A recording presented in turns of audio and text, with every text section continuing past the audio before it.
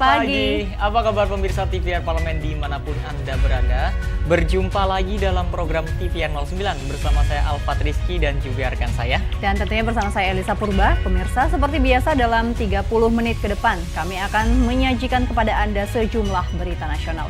Khususnya dari sudut pandang DPR RI sebagai referensi Anda dalam memahami dinamika politik, hukum, ekonomi, sosial, dan budaya di Indonesia. Pemirsa TVR Parlemen, inilah TVR 09 selengkapnya.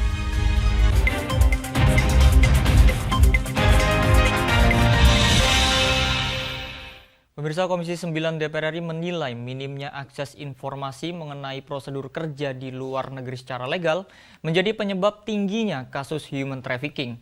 Oleh sebab itu, DPR RI berharap pemerintah menggencarkan sosialisasi prosedur bekerja di luar negeri yang legal kepada masyarakat. Kasus human trafficking bermodus pengiriman pekerja migran Indonesia ke luar negeri kembali terjadi. Menanggapi hal tersebut, Komisi 9 DPR RI meminta pemerintah menggencarkan sosialisasi prosedur kerja di luar negeri yang benar pada masyarakat.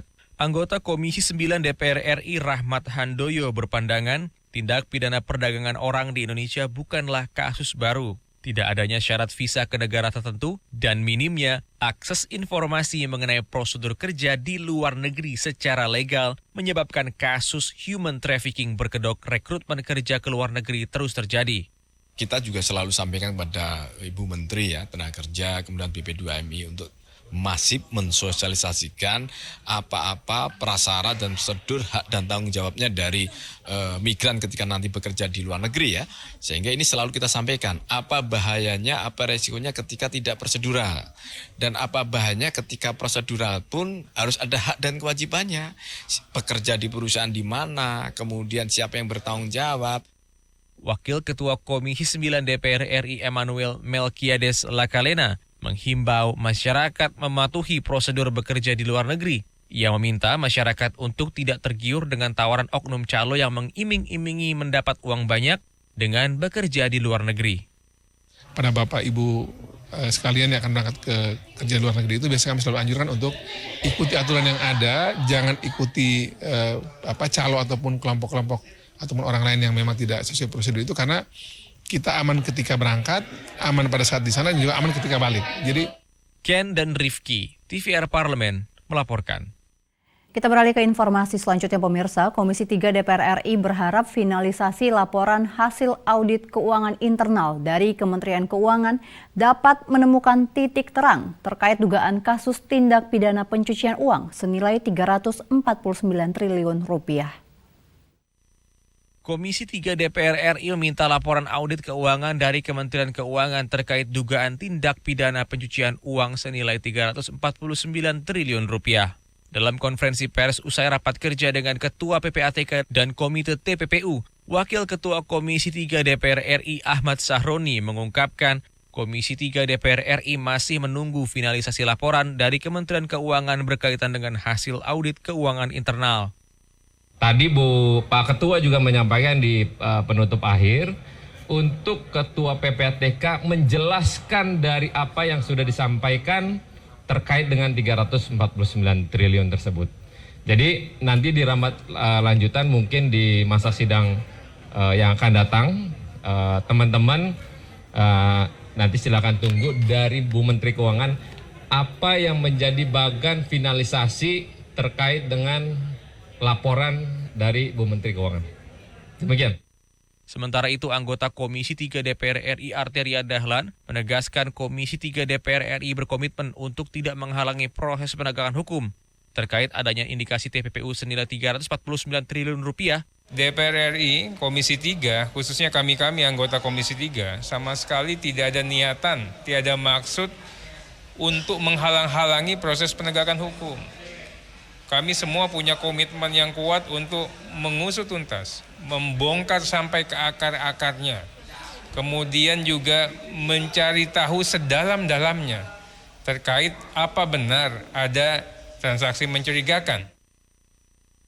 Oki Zulindra dan Kiki TVR Parlemen melaporkan.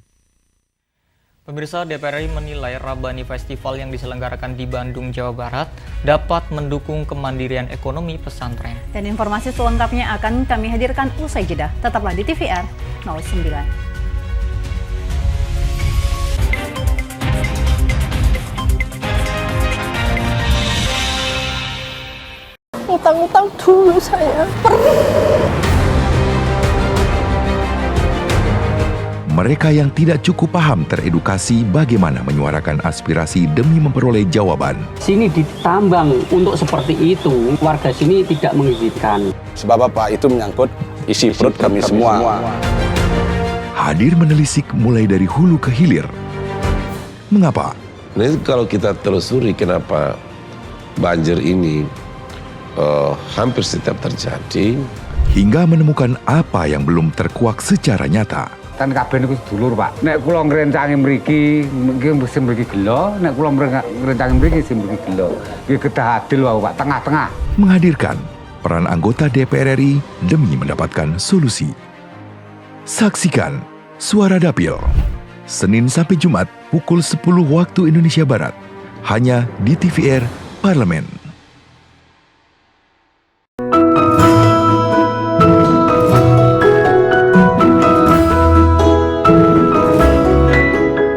Perempuan Parlemen mengungkap sisi kehidupan pribadi anggota DPR RI dan partisipasi perempuan dalam politik dan publik, keseharian dalam keluarga, dan usaha mewujudkan aspirasi masyarakat di setiap sidang sebagai wakil rakyat. Jangan lewatkan Perempuan Parlemen.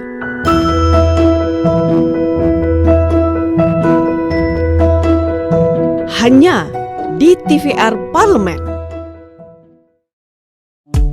DPR RI memiliki fungsi diplomasi dalam menjalankan politik luar negeri sesuai dengan pasal 116 Undang-Undang MD3. Kontribusi aktif BKSAP DPR RI memainkan peranan penting dalam memenangkan persaingan global melalui IPU, IPA, IPPF, AIPA, dan PUIK. BKSAP memiliki komitmen yang tinggi dalam krisis kemanusiaan dunia. Fungsi diplomasi dijalankan untuk mendukung upaya pemerintah dalam melaksanakan politik luar negeri.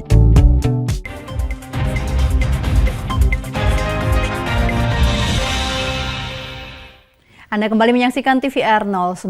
Pemirsa, Badan Anggaran DPR RI menilai pemberdayaan potensi luar biasa yang dimiliki pesantren Saadatud Daroin Bandung melalui Rabbani Festival menjadi bukti nyata kepedulian Bank Indonesia dalam mendukung kemandirian ekonomi pesantren. Badan Anggaran DPR RI bersama Bank Indonesia mengadakan Rabbani Festival yang diselenggarakan di Pondok Pesantren Saadatud Daroin Bandung, Jawa Barat. Adanya bazar tersebut diharapkan berdampak besar terhadap perekonomian, khususnya di lingkungan pesantren. Wakil Ketua Badan Anggaran DPR RI Cucun Ahmad Syamsurizal mengatakan, ini merupakan satu wujud nyata kepedulian Bank Indonesia dalam mendukung kemandirian ekonomi pesantren. Di sini pesantren padahal punya potensi yang luar biasa. Makanya supporting dari Bank Indonesia bagaimana mendorong kemandirian pesantren supaya ekonominya ini berdaya melalui kegiatan Rabbani, Ramadan Berkah bersama Insan B ini sosialisasi banyak sehingga para kiai, para ustadz itu udah mulai melek sekarang. Bagaimana sistem keuangan non-tunai sekarang udah bergeser ke digital, diperkenalkan dalam semua rangkaian kegiatan santri PES ini di kegiatan Rabbani. Sementara itu, Deputi Gubernur Bank Indonesia Juda Agung mengatakan pengembangan ekonomi dan keuangan syariah sudah menjadi bagian dari kebijakan Bank Indonesia. Untuk kalangan pesantren sendiri, BI mendorong pengembangan kemandirian ekonomi pesantren melalui berbagai hal. Kebijakan Bank Indonesia di bidang pengembangan ekonomi dan keuangan syariah, ya. Untuk pesantren, program kita memang mendorong kemandirian pesantren, ekonomi pesantren melalui tadi 4 hal. Yang pertama adalah pengembangan ekosistem usahanya, ya. Kedua adalah melalui akselerasi sertifikasi halal. Ketiga adalah melalui digitalisasi dan keempat melalui literasi. Andri, TVR Parlemen, melaporkan. Pemirsa, dalam rangka mencari titik terang terkait dugaan tindak pidana pencucian uang atau TPPU senilai 349 triliun rupiah di Kementerian Keuangan, Komisi 3 DPR RI mengadakan audiensi untuk mendengar masukan-masukan yang berharga dari sejumlah pakar TPPU. Untuk lebih mendalami perihal tindak pidana pencucian uang, Komisi 3 DPR RI mengundang sejumlah pakar TPPU beberapa waktu lalu. Ditemui saat audiensi dengan mantan Kepala PPATK Yunus Husein dan pakar TPPU Yenti Garnasih, anggota Komisi 3 DPR RI Arsul Sani menyampaikan Komisi 3 DPR RI ingin menerima masukan-masukan yang berharga dari pakar TPPU agar dugaan TPPU 349 triliun rupiah bisa menemui titik terang. Arsul Sani mengatakan apa yang disampaikan oleh Kepala PPATK itu masih berupa dugaan atau indikasi. Nah, ini tujuannya apa? Tujuannya supaya pemahaman kami tentu lebih baik di dalam melihat persoalan transaksi 349 triliun yang diduga ada TPPU-nya, ya. Anggota Komisi 3 DPR RI Supriyansa menangkap masukan dari pakar TPPU bahwa aparat penegak hukum punya kewenangan dalam menentukan TPPU atau tindak pidana ringan. Supriyansa berharap aparat penegak hukum dapat menjalankan tugas dan fungsinya sebaik mungkin. Menarik tentunya yang disampaikan beliau, salah satu diantaranya bahwa yang menentukan tentang adanya TPPU adalah tentu penyidik. Itu satu. Yang kedua bahwa TPPU sebelum terbukti TPPU-nya maka sebaik mungkin itu harus dibuktikan di tindak pidana asal. Oki Zulindra, TVR Parlemen, melaporkan. Kita beralih ke Komisi 4 DPR RI, pemirsa, yang mendorong pemerintah untuk membuat kebijakan pengendalian harga pangan di pasaran untuk mengantisipasi lonjakan harga pangan yang diprediksi akan terjadi menjelang Hari Raya Idul Fitri. Fluktuasi harga pangan diprediksi masih akan terjadi hingga Hari Raya Idul Fitri. Untuk itu, Komisi 4 DPR RI menghimbau pemerintah untuk mengantisipasi lonjakan harga pangan di pasaran. Dalam kunjungan kerja ke pasar tradisional di Surabaya, Jawa Timur, Komisi 4 DPR RI didampingi oleh Badan Pangan Nasional, ID Food, dan Satgas Pangan Polri melakukan sidak pasar terkait ketersediaan dan harga pangan selama bulan Ramadan dan jelang Lebaran. Anggota Komisi 4 DPR RI Muhtarom menghimbau pemerintah untuk membuat kebijakan pengendalian harga pangan di pasaran untuk mencegah lonjakan harga yang terjadi secara tiba-tiba. Mudah-mudahan tidak terjadi, makanya ini kita kunjungan ke pasar, ini dalam rangka untuk pengendalian. Ya. Ini ada ID-Food, ada Bapanas, ada Bulog, ini tim pengendali, ya, tim pengendali. Mudah-mudahan tidak ada gejolak harga, tetap stabil, jadi bapak-bapak ini tidak terlalu repot lah. Karena kalau nanti ada gejolak kan harus membuat kebijakan, harus ada operasi pasar atau apa dan lain sebagainya. Berdasarkan data yang telah dihimpun, per tanggal 29 Maret 2023, harga beras premium rata-rata mengalami sedikit kenaikan sebesar Rp50 per kilogram. Komisi 4 menilai fluktuasi harga di pasar tradisional merupakan siklus tahunan setiap bulan Ramadan dan menjelang Idul Fitri. Namun, dengan kebijakan dan koordinasi yang dilakukan pemerintah bersama tim pengendali harga, diharapkan tidak terjadi lonjakan harga pangan secara signifikan. Dari Jawa Timur, Umam Hidayat, TVR Parlemen, melaporkan. Kasus human trafficking kembali terjadi. Dede Asia, pekerja migran asal Karawang, diduga menjadi korban perdagangan orang di Suriah. Informasinya akan kami hadirkan sesaat lagi. Untuk itu, tetaplah bersama kami di TVR 09.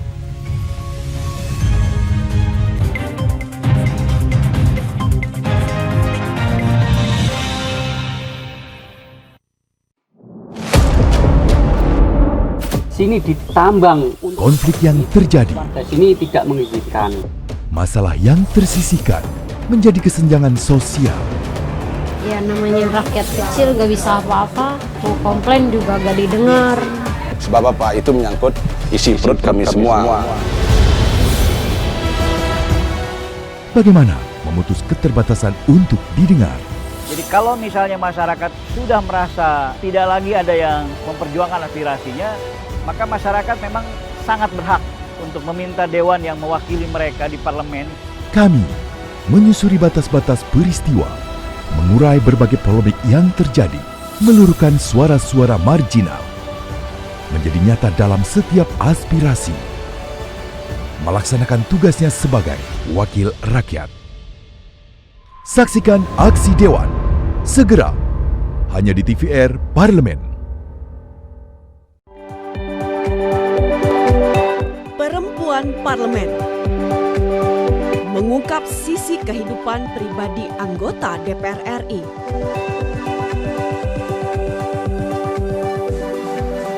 Dan partisipasi perempuan dalam politik dan publik.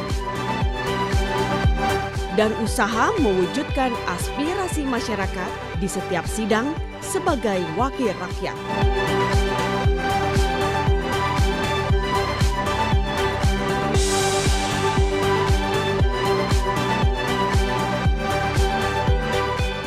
Keseharian dalam keluarga.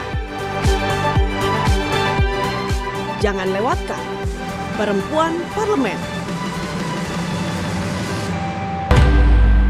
Hanya di TVR Parlemen.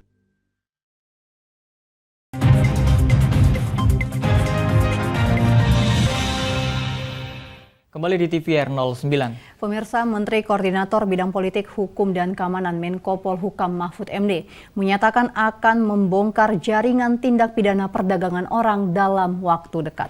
Nah, pemirsa, TPPO dinilai merupakan tindak pidana yang sangat keji bagi kemanusiaan. Pemerintah diharapkan dapat mengambil tindakan tegas untuk memberantas sindikat dalam TPPO. DPR juga menilai minimnya akses informasi mengenai prosedur kerja di luar negeri secara legal menjadi penyebab tingginya kasus human trafficking. Oleh sebab itu, DPR RI berharap pemerintah menggencarkan sosialisasi prosedur bekerja di luar negeri yang legal kepada masyarakat. Untuk mengetahui informasi selengkapnya, mari kita simak laporan mendalam yang telah dihimpun oleh tim redaksi TVR Parlemen dalam segmen editorial Parlemen berikut ini.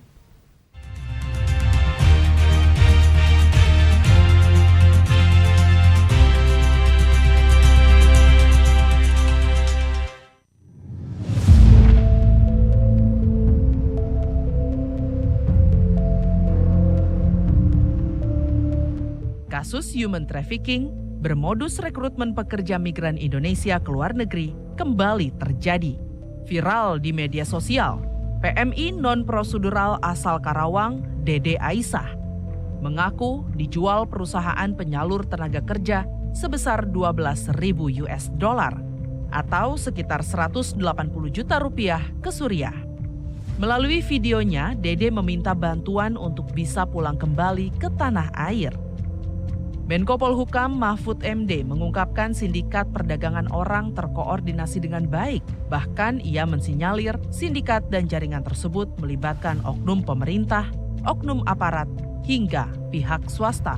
Pengiriman pekerja migran ilegal non-prosedural ditenggarai tidak hanya melalui pintu belakang, tapi juga pintu depan alias jalur resmi. Komisi 9 DPR RI menyayangkan kejadian TPPO dan penyaluran PMI non-prosedural terus saja berulang. Anggota Komisi 9 Neti Prasetyani berpandangan mencegah dan memberantas TPPO adalah sebuah kerja besar yang butuh keterlibatan banyak pihak. Untuk itu, koordinasi lintas sektor termasuk koordinasi pemerintah, pusat, dan daerah menjadi kunci utama. Ya, saya pikir ini bukan hanya tanggung jawab BP2MI sendiri ya, meskipun leading sektor untuk urusan pelindungan dalam konteks penjemputan, pemulangan ya, itu harus dilakukan oleh BP2MI. Tapi ketika kita bicara seorang warga sudah meninggalkan tanah air, bekerja di negara tetangga, itu sekian belas kementerian lembaga terlibat, pihak yang memiliki sumber daya paling lengkap kan, mulai dari kebijakan, regulasi, SDM, anggaran, termasuk aparat penegak hukum itu kan ada di bawah koordinasi pemerintah. Ya, masa iya kita punya Polri, punya BIN, ya, punya sejumlah aparat nggak bisa membongkar gitu. Apalagi kalau kita bicara tentang jargonnya BP2MI, sikat mafia. Nah, mudah-mudahan itu bukan hanya jargon, tapi betul-betul dibongkar. Siapa sih ya otak di belakang ini, atau siapa sih orang yang kemudian membackingi? Anggota Komisi 9 DPR RI lainnya, Rahmat Handoyo, menambahkan minimnya akses informasi mengenai prosedur kerja di luar negeri secara legal menyebabkan kasus human trafficking berkedok rekrutmen kerja luar negeri terus terjadi. Untuk itu, ia meminta pemerintah agar mensosialisasikan prosedur bekerja di luar negeri yang legal pada masyarakat secara masif. Ya, memang ini kita juga selalu sampaikan kepada Ibu Menteri ya, Tenaga Kerja, kemudian BP2MI untuk masif mensosialisasikan apa-apa prasyarat dan prosedur hak dan tanggung jawabnya dari migran ketika nanti bekerja di luar negeri ya. Sehingga ini selalu kita sampaikan apa bahayanya, apa resikonya ketika tidak prosedural. Dan apa bahayanya ketika prosedural pun harus ada hak dan kewajibannya. Pekerja di perusahaan di mana, kemudian siapa yang bertanggung jawab. Nah, ini saya kira harus jelas. Menurut anggota Komisi 3 DPR RI Supriyansa, lemahnya penegakan hukum menyebabkan kasus perdagangan manusia di Indonesia marak terjadi. Ia meminta pemerintah mengimplementasikan Undang-Undang Nomor 21 Tahun 2007 yang mengatur secara tegas sanksi-sanksi yang akan dijatuhkan pada mafia human trafficking. Saya mencurigai bahwa masih ada orang-orang yang memiliki niat di Republik ini yang harus kita patahkan dari sekarang. Bagaimana cara mematahkannya adalah memberikan sanksi yang setegas-tegasnya. Siapa yang melakukan tindak pidana perdagangan orang di Republik ini, maka jatuhkan tindak pidana yang sanksi yang sebesar-besarnya sehingga dia tidak mengulangi lagi. DPR RI berkomitmen mendukung upaya pemerintah untuk menuntaskan sindikat perdagangan orang. DPR mengingatkan PMI berhak mendapatkan jaminan perlindungan dari ancaman yang membahayakan diri, jiwa, dan atau hartanya. Tim Liputan TVR Parlemen melaporkan.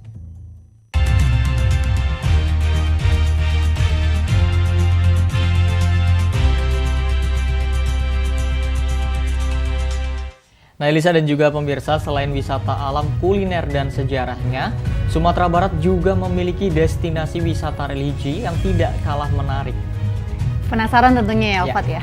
Nah, informasinya pemirsa akan kami hadirkan usai jeda. Tetaplah bersama kami di TVR 09.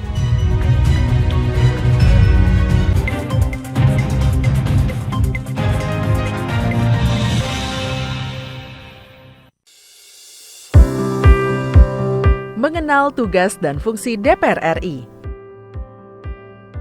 Dewan Perwakilan Rakyat atau DPR adalah lembaga negara yang mewakili aspirasi rakyat. Kehadiran DPR RI merupakan salah satu bukti bahwa Indonesia merupakan negara demokrasi.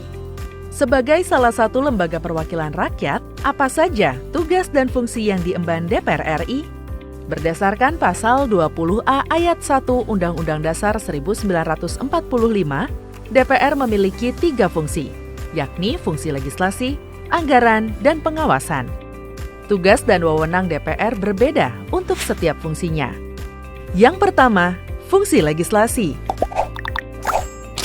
Menyusun program legislasi nasional atau prolegnas, menyusun dan membahas rancangan undang-undang, menerima rancangan undang-undang yang diajukan oleh DPD, membahas rancangan undang-undang yang diusulkan oleh Presiden ataupun DPD, menetapkan undang-undang bersama dengan Presiden, menyetujui atau tidak menyetujui peraturan pemerintah pengganti undang-undang yang diajukan oleh Presiden untuk ditetapkan menjadi undang-undang.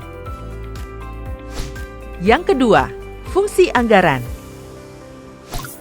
Memberikan persetujuan atas rancangan undang-undang tentang APBN yang diajukan oleh Presiden. Memberikan persetujuan terhadap pemindahntanganan aset negara maupun terhadap perjanjian yang berdampak luas bagi kehidupan rakyat yang terkait dengan beban keuangan negara. Menindaklanjuti hasil pemeriksaan atas pengelolaan dan tanggung jawab keuangan negara yang disampaikan oleh BPK.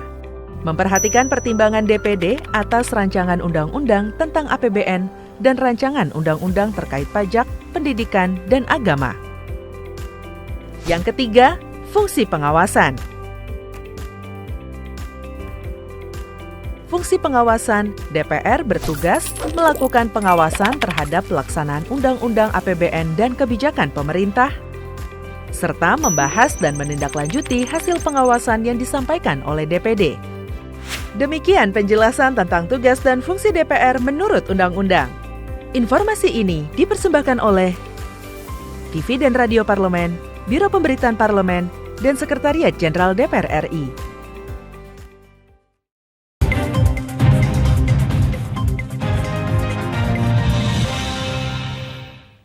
Anda kembali menyaksikan TVR 09. Nah, pemirsa dan juga Elisa, kalau kita berbicara terkait dengan Sumatera Barat, pasti yang ada di benak kita paling hanya kulinerannya ya. Ternyata ada lagi. Ada lagi nih, ada salah satu masjid unik bernama Masjid Terapung Samudra Ilalahi.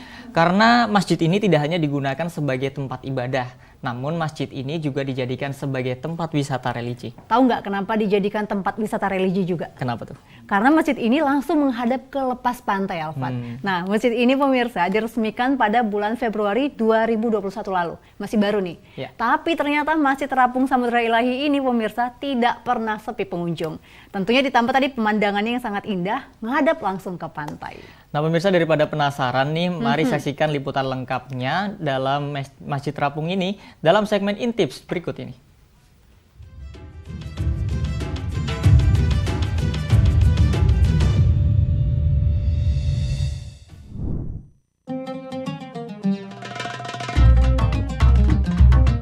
Masjid merupakan tempat ternyaman untuk menunaikan ibadah sholat. Perasaan itu pun akan semakin terasa kondusif manakala bangunan ibadah tersebut tidak hanya strategis tapi juga estetik. Masjid Samudra Ilahi merupakan masjid yang memiliki keunikan tersendiri, yaitu lokasinya yang terapung di pesisir pantai atau lebih tepatnya terletak di lokasi wisata Pantai Carocok Painan, Kabupaten Pesisir Selatan, Sumatera Barat. Masjid ini resmi dibuka pada 8 Februari 2021 lalu. Sejak peresmian, keberadaan masjid ini langsung menjadi viral dan menjadi ikon wisata baru di Sumatera Barat. Selain sebagai rumah ibadah bagi masyarakat dan pengunjung pantai, Masjid Terapung Samudra Ilahi juga memiliki fungsi lain, yaitu sebagai pusat informasi kebudayaan dan pengembangan Islam, serta menjadi destinasi wisata religi yang populer di Kabupaten Pesisir Selatan. Karena begitu banyak kelebihan dari masjid ini, tidak heran jika begitu banyak masyarakat yang tertarik untuk mengunjunginya. Para pengunjung tidak hanya berasal dari Sumatera Barat, namun juga datang dari berbagai pelosok daerah di Indonesia. Rumah ibadah yang indah ini berdiri di atas lahan seluas 1.795 meter persegi dan telah menelan biaya sebesar 27 miliar rupiah. Selain memiliki kubah emas berkilau yang sangat indah, Masjid Samudra Ilahi juga memiliki fasilitas lain di dalamnya. Di antaranya tempat sholat yang mampu menampung 300 jamaah, selasar, dan 2 menara masjid setinggi 32 meter. Uniknya lagi, jika ingin memasuki area masjid, pengunjung harus melewati jembatan penghubung antara daratan dengan pintu masjid. Yang berbeda dari jembatan penghubung ini, ternyata juga bisa jadi spot selfie yang keren loh. Spot selfie kece lainnya terdapat di halaman masjid yang cukup luas dan langsung berhadapan dengan indahnya lautan. Keren kan? Masjid Samudra Ilahi tidak hanya menyuguhkan eksotisme bangunan, namun juga menawarkan keindahan pemandangan alam sekitar. Saat azan berkumandang, para pengunjung dapat langsung segera masuk ke masjid untuk menunaikan ibadah sholat. Berkaitan dengan Samudra Ilahi, ternyata memiliki makna yang sangat mendalam, yang merupakan suatu doa dan harapan, yaitu orang banyak yang tenggelam di dunia karena tidak menghidupkan rasa di dalam dirinya. Maka sebaiknya tenggelamlah di Samudra Ilahi sebelum tenggelam di dunia. Saat mengunjungi Masjid Terapung, semua pengunjung juga dapat berkunjung ke Pantai Carocok yang berada satu lokasi dengan masjid ini. Destinasi wisata ini menawarkan pemandangan pantai yang indah dan cantiknya deburan ombak. Selain itu di Pantai Carocok, pemirsa juga dapat melakukan wisata air dan bermain berbagai wahana seperti ATV yang bisa dikendarai di sekitar pantai. Demikian ulasan tentang Masjid Terapung Samudra Ilahi. Semoga dapat menjadi referensi wisata religi bagi pemirsa yang berkunjung ke Sumatera Barat.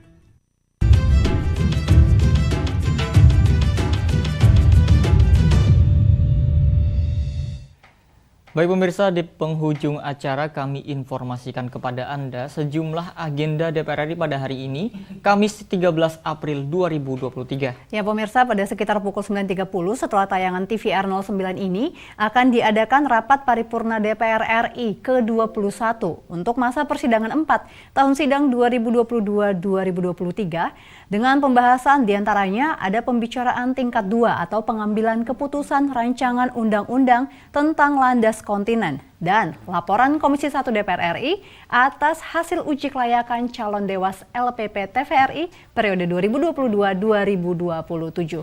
Kemudian pemirsa, dalam rapat paripurna tersebut juga ada laporan komisi terkait dengan hasil persetujuan penerimaan hibah alat pertahanan dan keamanan dari luar negeri serta persetujuan perpanjangan antar waktu RUU Konservasi Sumber Daya Alam, RUU Energi Baru dan Energi Terbarukan, RUU tentang kesejahteraan ibu dan anak, dan pidato Ketua DPR RI dalam rangka penutupan masa sidang 4 tahun sidang 2022-2023. Nah pemirsa, pastikan Anda menyaksikannya dan tentunya